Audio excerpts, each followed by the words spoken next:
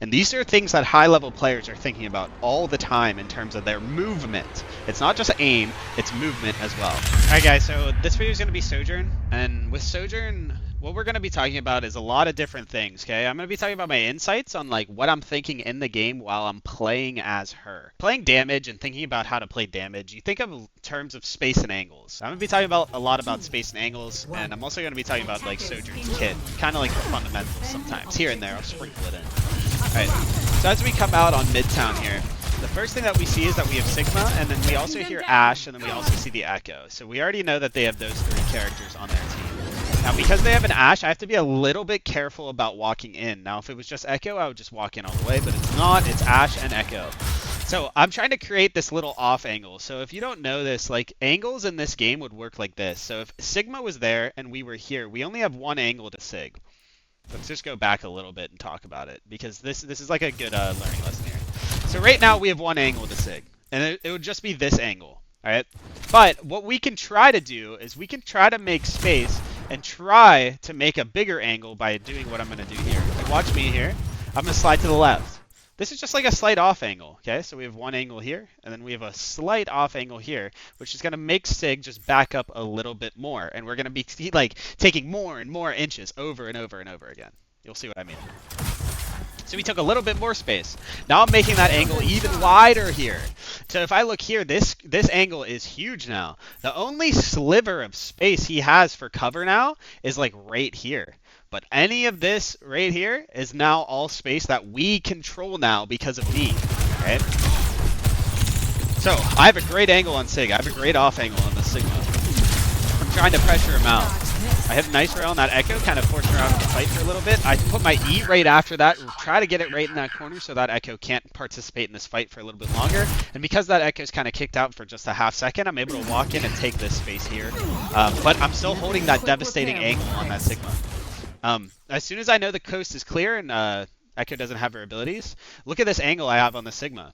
Where is Sigma's cover here? This forces Sigma to do two things. He can either start rotating towards point, which is pretty far away from where he is right now, or he can start rotating high ground, which is kind of tricky because we have a ball player, and if their Sigma's on high ground, that allows us to just walk in and do whatever to his backline.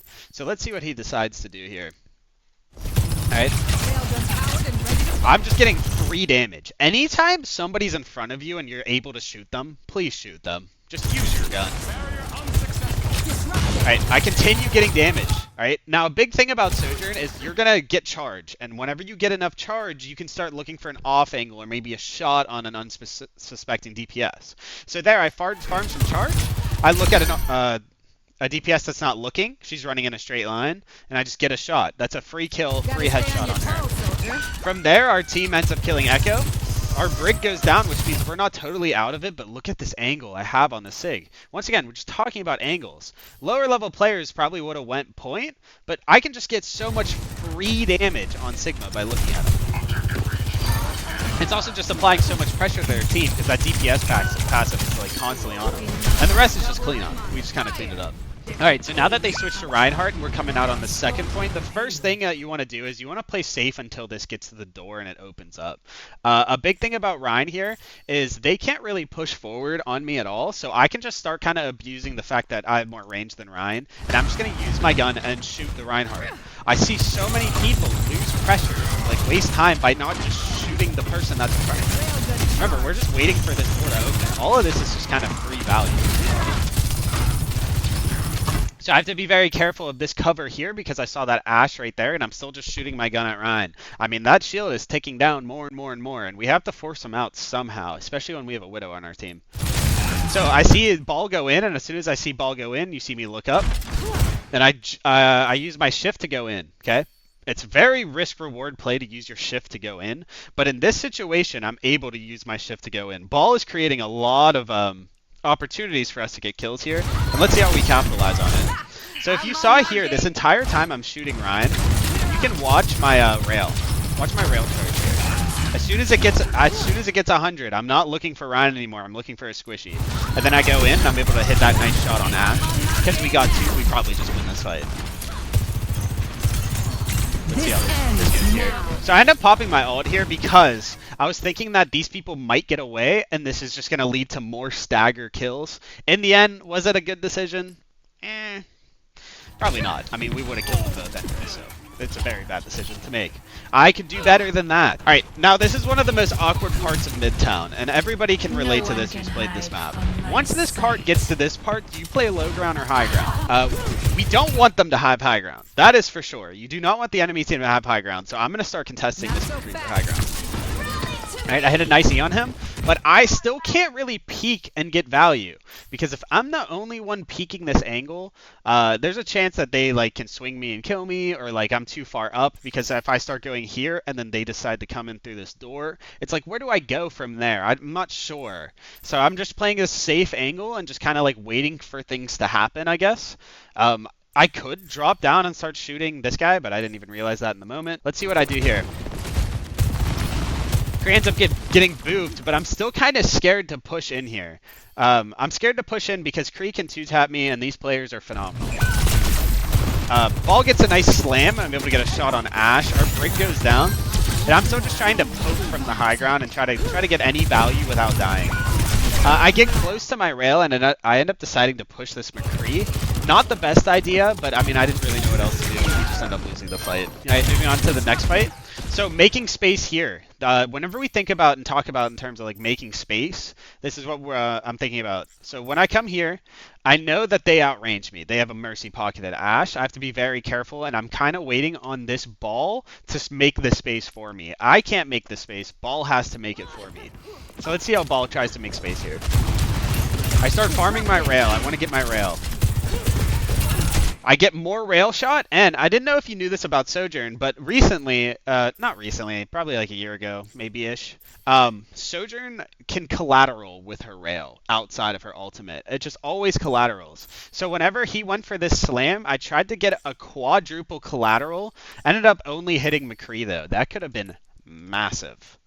But because of it, our ball ends up creating so much space for us to walk up top. We are just completely free to get up here.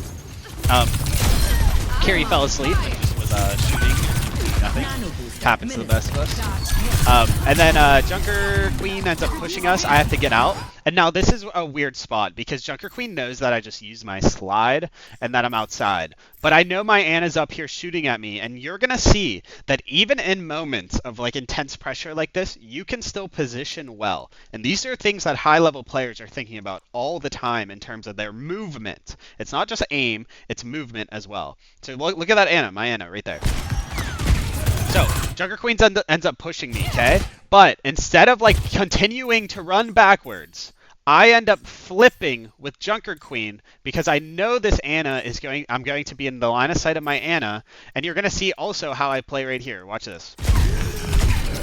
Am I running away from Junker Queen? No, I'm just kind of tanking it because I know that Ana can see me.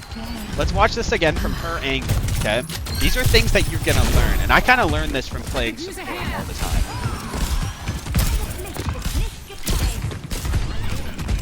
Still staying in that line of sight. Ends up getting saved. That Ana is terrible. Oh my god, this guy was on my team? What the hell was that? What was that? Oh my. Alright. Anyways. Alright, so I end up going in. We see Ash here. Me and Ball are both on Ash because we got that aura, and I knew it was just both supports and Ash, so I try to hit my shots, and I end up missing like almost every shot. I wanted to get more kills here, but I had to go for the health pack or else I'd burn to death, and now we're in kind of an awkward spot. Our entire team's up here, Ball's here, and I'm just kind of like stuck in the corner. And look, my health goes to 1 health. I go down to 1 health because I know that, but I know my team's still alive. I'm still living. I'm not going to die here. See Sombra get kind of nervous, and now that I see my team dying, I start realizing that I just trade out and die. So I actually slide towards the enemy team to die as fast as possible. I see a lot of low-level players just stagger themselves way too long. If your team's dead, please go die too. I'm gonna call the video there. I hope you learned something from it. If you did, please like and subscribe. I have other Sojourn videos if you want to go check those out. I have like a playlist, like an Overwatch educational playlist. Thanks for watching. Appreciate you guys.